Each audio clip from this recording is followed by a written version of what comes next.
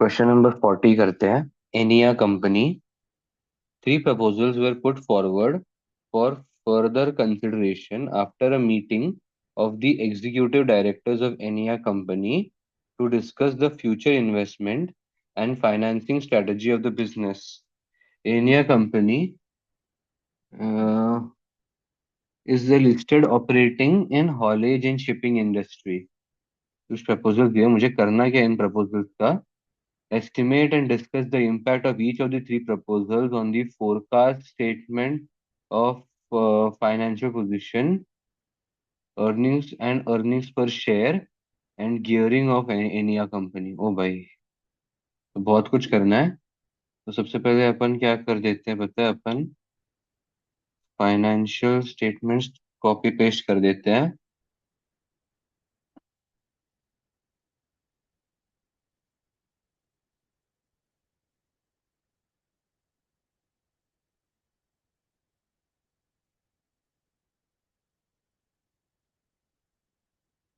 49, anyway company. तो उनका पहले ही क्वेश्चन में एक ही क्वेश्चन है। तो मैंने पूछा है impact of each of the three proposals क्या होगा ऑन फोरकास्ट फाइनेंशियल पोजीशन। तो कैपिटल स्ट्रक्चर में मैं कैसे करता था? सबसे पहले मैं यहाँ पे करता था करंट पोजीशन। करंट पोजीशन में मैं क्या क्या कैसे बैठा हूँ? Then according to proposal one, proposal two, proposal three, मैं कहाँ पे बैठा हूँ? बराबर है, मैं ऐसे करता था जहाँ तक मुझे याद है।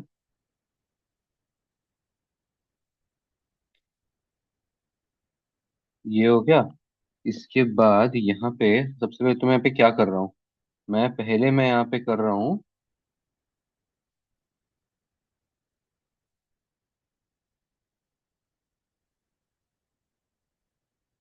दी forecast statement of financial positions,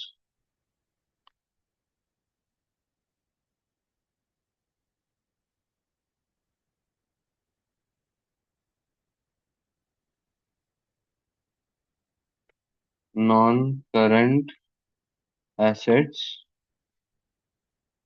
current assets. तो टोटल एसेट्स कितने बनते हैं? Equity and liabilities,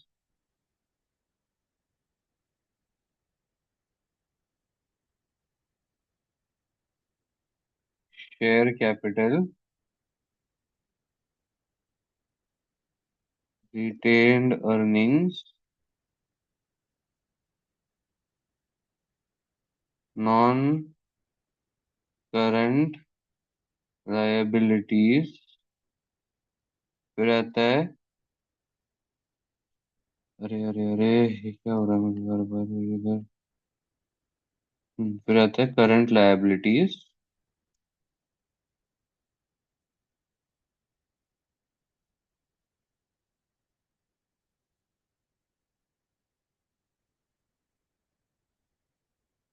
total liabilities, तो फिर इसका सम।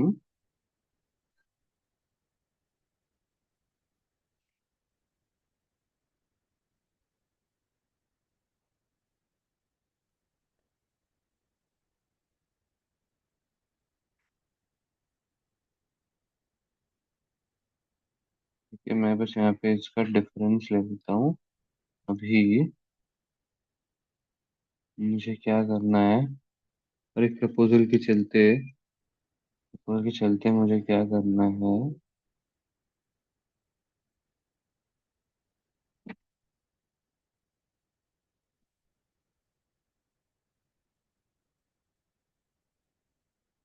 सबसे पहले तो मैं जो है वो वही ऐसे का वैसा वो लिख देता हूँ पहले तो आता है 282, 66, 48, 123, 140, 37। तो ये मेरा बैलेंस शीट तो मैच हो गया। इसके बाद यहाँ पे वर्किंग नहीं, वर्किंग नोट्स नहीं, सॉरी। अभी वापस इसी चीज को मैं करूंगा यहाँ पे कॉपी पेस्ट। यहाँ पे लिखूंगा फोरकास्ट, स्टेटमेंट वगैरह कुछ नहीं, फोरकास्ट लिखूंगा मैं यहाँ पे, फोरकास्ट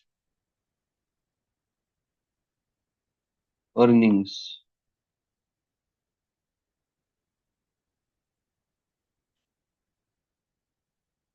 तो वो कितना आता है मेरा forecast earnings?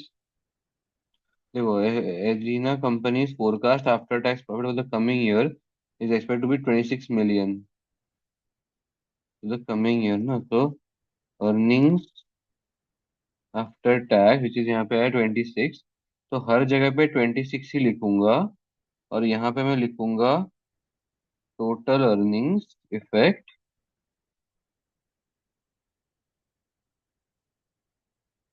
Control C control V, ठीक है ना। फिर retained retained earnings minus earnings minus basic earnings, ठीक है। तो वो कितने आते हैं मेरे को, देखो रिटेन अर्निंग्स 123 माइनस 26, ये मैंने यहाँ पे लिख दिए ऐसे। फिर यहाँ पे लिखा retained earnings plus adjusted adjusted earnings, तो वो आते हैं 197 प्लस 26, तो कंट्रोल सी कंट्रोल वी। यहाँ पे आऊंगा मैं, एक्चुअली यहाँ पे इसकी लिंक दूंगा, बैलेंस शीट मैच ड्रैग, ठीक है ना। चलो, मेरा हो गया।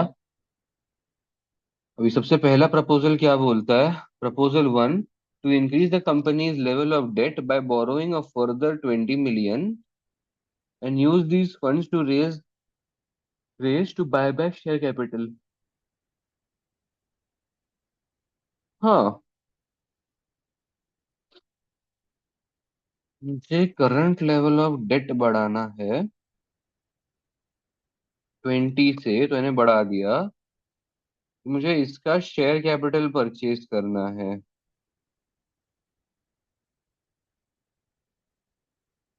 तो यहाँ पे use the current buy back the shares.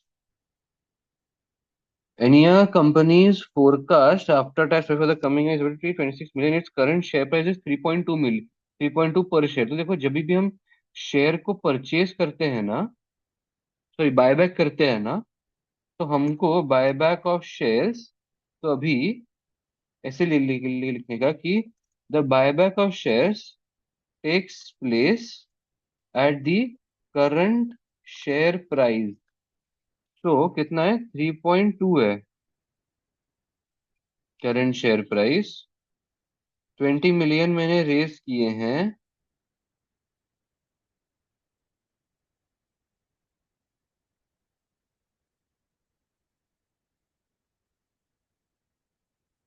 पर शेयर,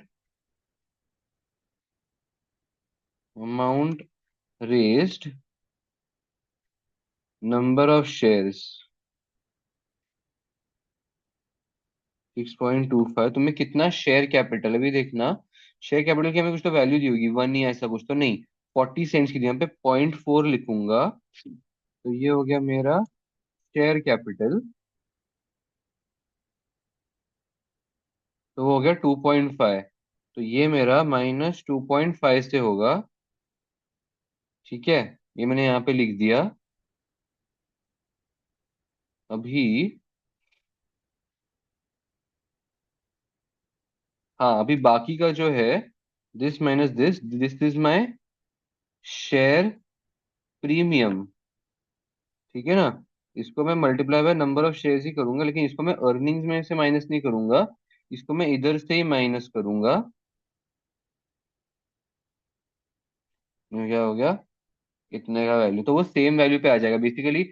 ये देखो, ये 20 का डबल इफेक्ट आ गया, 20 इधर ऐड हुआ, और ये 20 ऊपर से दोनों जगह से माइनस हो गया, ठीक है। तो मतलब वो डबल इफेक्ट आ गया, which is what we needed, ठीक है ना। अब आगे बढ़ते हैं। The non current liability consists only of 6% medium term loan redeemable within 7 months. तो देखो, हम्म, ठीक है, एक minute. The terms of the loan contract stipulate that an increase in the borrowing will result in an increase in the coupon payable by 25 basis points on the total amount borrowed. अच्छा, तो देखो, long term borrowing increase, तो अभी जब increase हो गई तो मेरे पहले तो बेसिक 6% थी, लेकिन मुझे मुझे 6% प्लस 0.25% से बढ़ाना, तो 6.25%, so now the borrowing rate will be 6.25%, ठीक है ना। अभी ये 6.25% है, ये मैं सिर्फ 20 पे लगाऊंगा, तो मेरा जो इंटरेस्ट आ गया वो 1.25 का आ गया। यहाँ पे आएगा tax claim on the interest, तो वो कितने का आएगा tax claim on the interest. Tax कितना पे कर रहा हूँ मैं, anyway effective tax rate is 20%, anyway का इफेक्टिव टैक्स रेट है -20%। अरे क्या हो गया, ये मैं कुछ गंदा ही किया मैंने, हाँ, बीच में मल्टीप्लाई नहीं डाला, ये डाल दिया। But now the rest, the interest on the rest of the borrowing will also be impacted। तो वो कैसे इम्पैक्ट होगी मैं बताता हूँ, ये 20% ले लिया, इसको 6.25 लिया ना मैंने, हाँ। अभी जो बाकी की है, बाकी की 140 की है, राइट। देखे तो ऐसे तो 160 माइनस दिस, बाकी का 140, इस पे भी अभी मेरे को 0.25% लगने वाला है इंटरेस्ट, समझे ना। तो ऐसे कंट्रोल सी कंट्रोल बी, लेकिन यहाँ पे मैं लिखूंगा इनटू दिस, ठीक है ना। तो मैं लिखूंगा extra interest, extra interest payable on current borrowings, तो वो कितना है,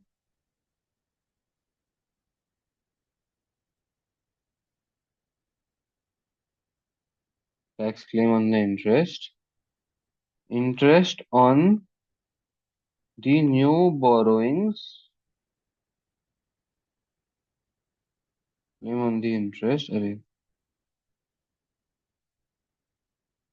तो ये वाली वैल्यू परफेक्ट, ये वाली वैल्यू चेंज, ठीक है ना। तो अभी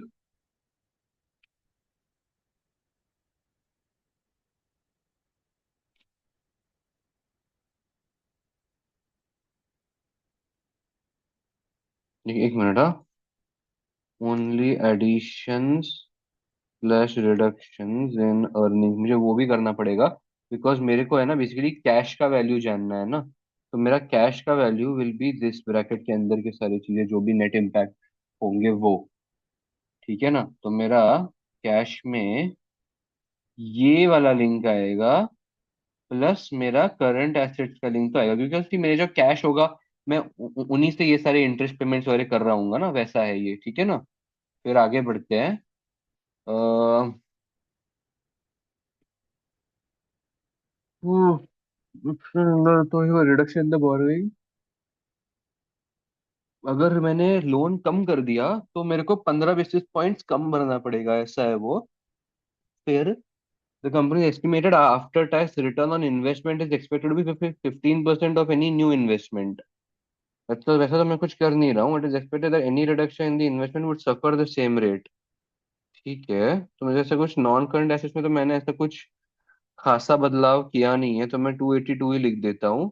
यहाँ पे 37 का 37, तो देखो बैलेंस शीट तो मैच हो रही है, 346.72, 346.72 पे अभी इसको, ठीक है ऐसे करके चलते हैं फिलहाल, देखते हैं बाद में चेक करते हैं सारे चेंजेस वगैरह।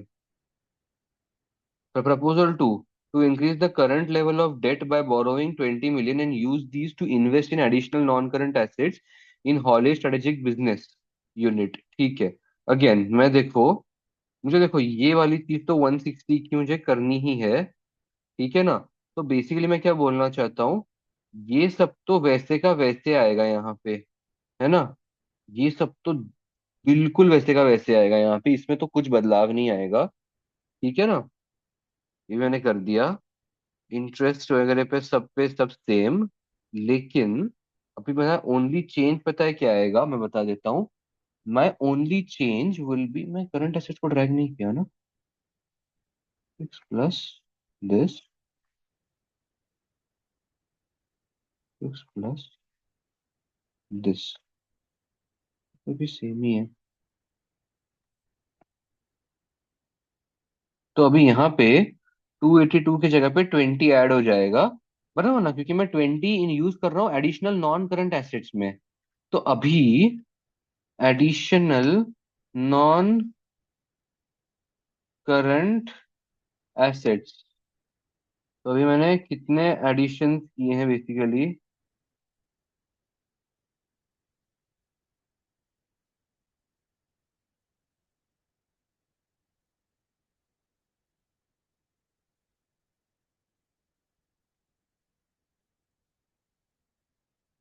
अच्छा, इन्होंने बाय द वे मुझे आफ्टर टैक्स मतलब वो रिटर्न ही दिया हुआ है बाय द वे, है ना। मुझे आफ्टर टैक्स रिटर्न ही दिया हुआ है, सो आफ्टर टैक्स रिटर्न मुझे 15% का है, और मैंने एडिशन तो किए हैं 20% के ही। तो 20 मतलब 20 एडिशन किए हुए हैं। दिस प्लस दिस, मैं प्लस करूंगा, नहीं मैं प्लस क्यों, आफ्टर टैक्स रिटर्न्स आ गया ना। अभी मैं यहाँ पे इसको इधर ऐसे का ऐसे लिख दूंगा, आफ्टर टैक्स रिटर्न। अभी इसका मैंने स्पेलिंग हक हक दिया मैंने यहाँ पे। सो आफ्टर टैक्स मैंने यहाँ पे लिख दिया, 3 से बढ़ रहा है ना, आफ्टर टैक्स ही है तो 3 मैंने बढ़ा दिया। अब और क्या, कैश में तो इसका इम्पैक्ट आ ही जाएगा, और ऑटोमेटिकली शेयर कैपिटल पे कुछ बदला नहीं है, तो 48 का 48, एंड ये भी 37 का 37।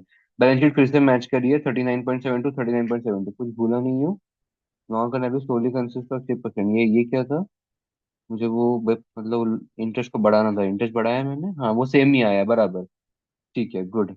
अभी हाँ सब सेम ही है ना, तो ऐसा कुछ मुझको लग नहीं रहा, मैच तो कर रहा है बैलेंस शीट, गुड। ठीक है, मैं ईपीएस वगैरह का एक्चुअली कैलकुलेट नहीं कर रहा हूँ। व्हाट अबाउट दैट, ईपीएस वगैरह का भी यहाँ पे फॉर्मूला डाल दूँ क्या? ईपीएस, ईपीएस क्या रहता है, EPS is equal to earnings after tax divide by number of share,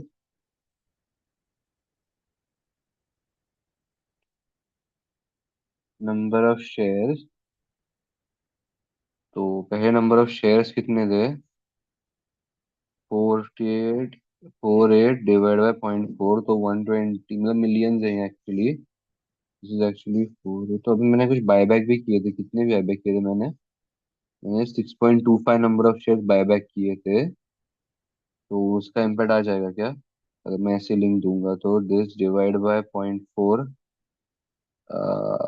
हाँ आ गया ना, बराबर आ गया, आ गया, ये आ गया। फिर ईपीएस मेरे को मिल जाएगा total earnings divide by this, जिसमें नंबर ऑफ शेयर, तो ये मेरे को ईपीएस मिल रहा है डॉलर्स में, ये मेरा डॉलर्स में है, this is not in sense.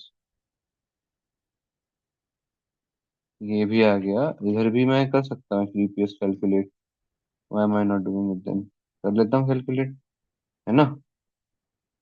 Zero ही है अभी, ईपीएस ये हो गया कैलकुलेट, नंबर ऑफ शेयर भी हो गए।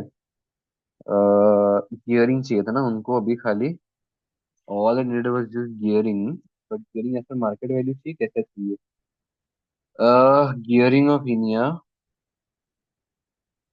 इनिया, वो मैं कैसे कैलकुलेट करता हूँ, आई थिंक नॉन करंट, हाँ। गियरिंग के लिए मैं ऐसे ही मतलब वो रख देता हूँ formula, gearing is equal to non, debt upon equity basically, debt upon equity as per book value, as per book value इसको रखता हूँ, मार्केट वैल्यू नहीं करता, बिकॉज कैलकुलेशन भी सिंपल हो जाएगा, ठीक है ना। तो गियरिंग इज इक्वल टू कितना आएगा, डेट मतलब नॉन करंट लायबिलिटी, देखो ये वाला, डिवाइड, आई नो मैं प्रपोजल 3 करना बाकी है, बट मैं कहीं और ही चला गया वो, आई नो, बट फटाफट ये अगर खत्म हो रहा है तो इसको फिनिश ऑफ कर देते हैं ना, सो एज लिंक से थ्रू ही सब कुछ पता चल जाएगा, ऐसा।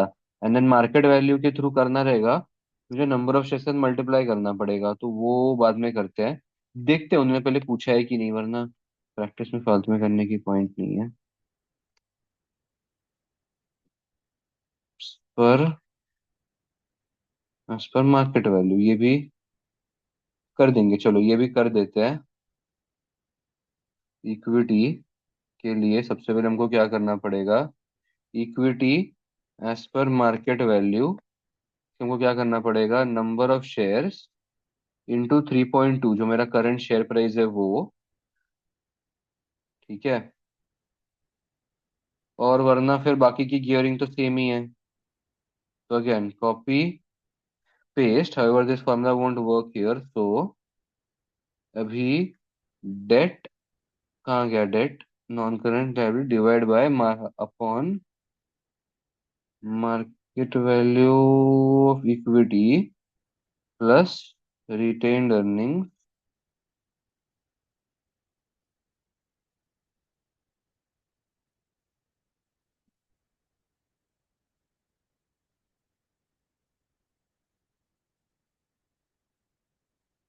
ठीक है। चलो, हाँ अभी लास्ट में सबसे पहले लिंक सारे दे के रख दिए, सो दैट वो फटाफट अभी कैलकुलेट हमें करना पड़े। लास्ट, अभी लास्ट क्या है, proposal 3 to sell excess non current college assets with a book value of 25 million for 27 million and focus on offering more services to the shipping strategic business unit. This business unit will require no additional investment in non-current assets. All funds raised from sale of the non-current assets will be used to reduce the company's debts. Okay, तो देखो haulage को मैंने बेच दिया, बराबर है। यहाँ पे 282 माइनस 25 में करूंगा, ठीक है। फिर नॉन करंट लायबिलिटीज वन, इसमें से मैं 27 हटा दूंगा, ठीक है। अब यहाँ पे जो भी मैंने सारे कैलकुलेशंस किए थे ना, ये वैसे के वैसे आएंगे, बस यहाँ पे डिक्रीज के लिए आएंगे, ठीक है ना। Control C control V, fourth वाला long term borrowing decrease, decrease कितने से हो रही है ये ध्यान देना, एक मिनट अभी सब ध्यान देना, बिल्कुल। मेरा अभी 6.25 वाला ही आएगा पार्ट, ये वाला पार्ट तो आएगा ही नहीं। 6.25 मतलब यहाँ पे अभी मुझे कितने से कम करनी है, कम करनी कितने से करनी थी, यहाँ पे नीचे नीचे नीचे। The terms of the loan contract stipulates an increase in the borrowing will result in an increase in the coupon payable 25 basis points. While ये देखो, while a reduction in the borrowing will lower the coupon rate payable by 15 basis points on the total amount borrowed. तो ये 15 basis points से minus हो जाएगा 285। Okay, amount of, अभी मेरा amount कितना है वैसे, अमाउंट ध्यान देना मेरा कितना है, अमाउंट है मेरा, कहाँ गया यार, नॉन करंट लाइबिलिटीज 113। तो अब मेरा हो गया interest saved, tax tax to be paid, interest save, अभी हाँ इंटरेस्ट सेव नहीं है ये मेरा, रुक जाओ रुक जाओ रुक जाओ, ये है मेरा इंटरेस्ट पेएबल, ठीक है। ध्यान देना ये मेरा इंटरेस्ट पेएबल है, और अगर मैं कुछ नहीं करता, अगर मैं कुछ, now borrowing rate will be इतना,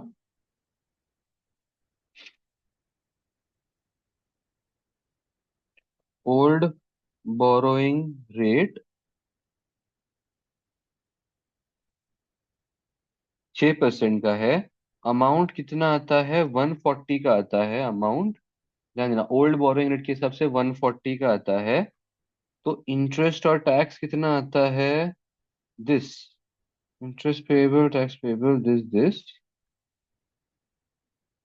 ओके। अरे यार क्या है इसका, बराबर ही था वो, ठीक है। सो अभी मैंने कितना इंटरेस्ट मेरा सेव किया है, इतना, this is the interest that I have saved, one one 1.7895, क्योंकि मेरा ओल्ड बोरोइंग और न्यू बोरोइंग का डिफरेंस बेसिकली मैंने लिया। एंड टैक्स क्लेम जो अब मेरे को भरना है, मेरे को कितने का भरना है, so interest saved, tax to be paid on the interest saved. तो वो देखो, इंटरेस्ट सेव्ड इतना, टैक्स सेव्ड इतना, ठीक है।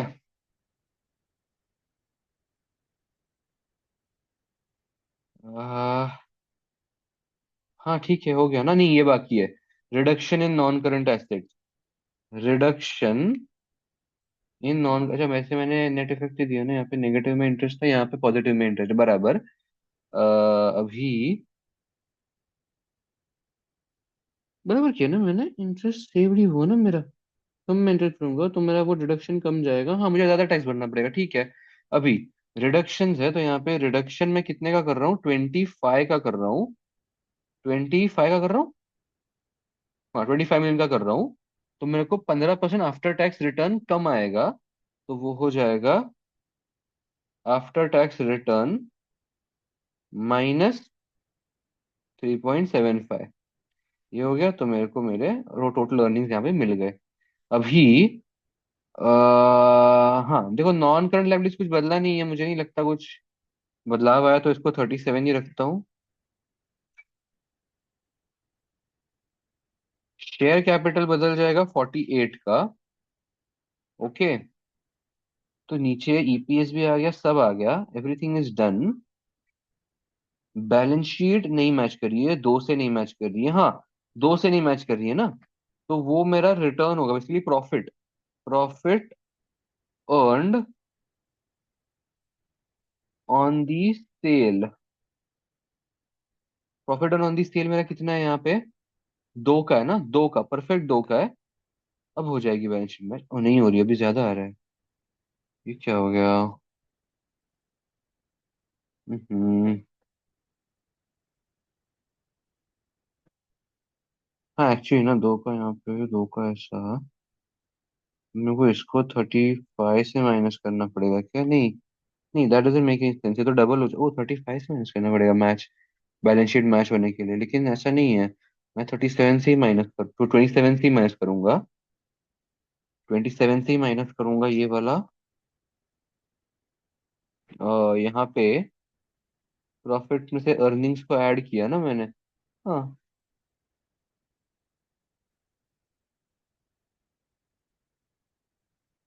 हम्म। क्या ओनली एडिशन डिडक्शन, हाँ ठीक है।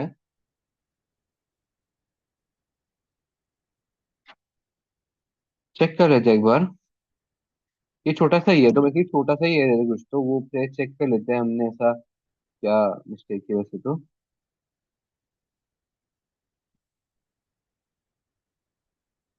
ना शायद वो बैलेंसिंग फिगर उन्होंने लिया रहेगा, क्योंकि ना मैंने देखा है बहुत बार वो लोग क्या है ना, कुछ कुछ हिडन एडजस्टमेंट्स करते हैं, तो जिसकी वजह से वो हमको पता नहीं चलते। तो वो लोग क्या करते हैं पता है, वो लोग करंट एसेट्स को बैलेंसिंग फिगर ले लेते हैं।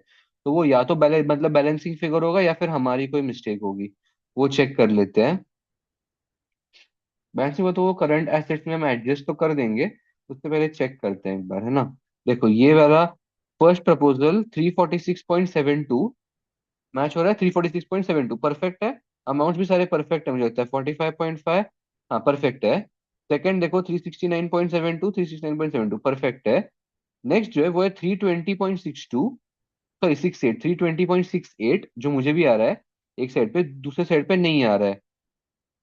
तो क्या हुआ है यहाँ पे, एडजस्टमेंट्स देख लो। Profit is 25.68, 25.68 perfect. Gearing ratio सारे ही बराबर हैं। हाँ देखो, उन्होंने मतलब सारे ना बुक वैल्यू से लिए बाय द वे, ठीक है ना, उन्होंने सारे book value, we will take that into consideration. इसको परसेंटेज ऐसा नहीं लिखते, क्योंकि वरना एक अलग ही वो बंदा दिखेगा, है ना। फिर ये, एक मिनट, ईपीएस कहाँ पे है, ईपीएस बिल्कुल सही है, 21.40। हाँ परफेक्ट है, सारे फिगर्स बराबर है, लेकिन यानी कि ये करंट एसेट सिर्फ रॉन्ग है।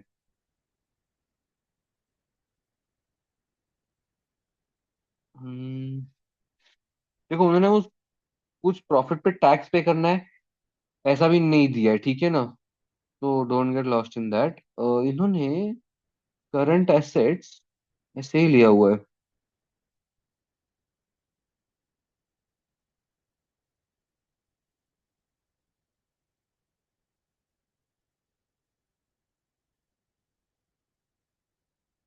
ओ राइट, ये देखो डबल इफेक्ट ऑलरेडी आ चुका है।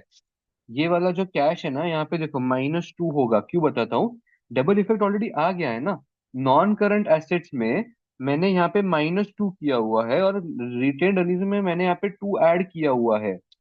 तो ये डबल इफेक्ट ऑलरेडी आ चुका है इसका। तो we don't have to worry about that two का इफेक्ट, ठीक है ना। ऐसा है वो, इसलिए उन्होंने करंट एसेट में, तो ये जो मैंने यहाँ पे फॉर्मूला लगाया ना, कि ओनली एडजस्टमेंट्स करके मैं सारा करंट एसेट्स में डाल दूंगा, तो ये हमेशा वर्क नहीं करेगा। मैं ये भी बता देता हूँ, it will not work always. ये most of the times work करेगा, क्योंकि देखो पहले दो प्रपोजल में एकदम इजी और सिंप्लीफाइड हो गया, कुछ ज्यादा करने की जरूरत नहीं। लेकिन थर्ड वाले में, बिकॉज वो दोनों एडजस्ट हो रहे थे एक दूसरे के सामने, ऐड और माइनस, तो इसलिए वो यहाँ पे -2 हो जाएगा। बेसिकली क्या है कि हमने वो कैश यूटिलाइज कर दिया है नॉन करंट लाइबिलिटीज पे ऑफ करने के लिए। ऐसा है वो, ठीक है ना। चलो, जाने दो। अब that was the only thing. बाकी सारे वैल्यूज बिल्कुल करेक्ट है, ईपीएस वगैरह सब कुछ करेक्ट है। ठीक है ना। आगे बढ़ते हैं। डिस्कस भी करना है एक्चुअली उनका इम्पैक्ट, तो ये डिस्कशन कर लेते हैं। Escalation of financial position based on the three proposals. Debts is increased by $2 million and share capital reduced by same. तो ठीक है, ये सारा तो उन्होंने बस बताया कि गियरिंग में क्या इम्पैक्ट आएगा। फिर शेयर कैपिटल देखो कम हो गया है, हमने हमारे शेयर बायबैक किए हुए हैं। और बायबैक क्यों नहीं करना चाहिए, देखो बायबैक से सबसे पहले ना एक प्रॉब्लम है कि जो कंपनी होती है ना, और जो हमारे शेयर होल्डर होते हैं ना, तो जो जो कंपनीज होती है ना, उन लोगों को लगता है, या जो शेयर होल्डर होते हैं उनको लगता है कि अरे भाई, इस कंपनी के पास तो कोई इन्वेस्ट करने के लिए जगह ही नहीं है, तो ये लोग खुद के ही शेयर्स मतलब बायबैक कर। So there is no investment opportunity और project growth in this company. तो दिस इज जस्ट ओवरऑल इन्होंने डिस्कशन किया हुआ है ऐसा। लेस अट्रैक्टिव ऑप्शन कौन सा है, तो ये देख लेते हैं लास्ट वाला पैराग्राफ।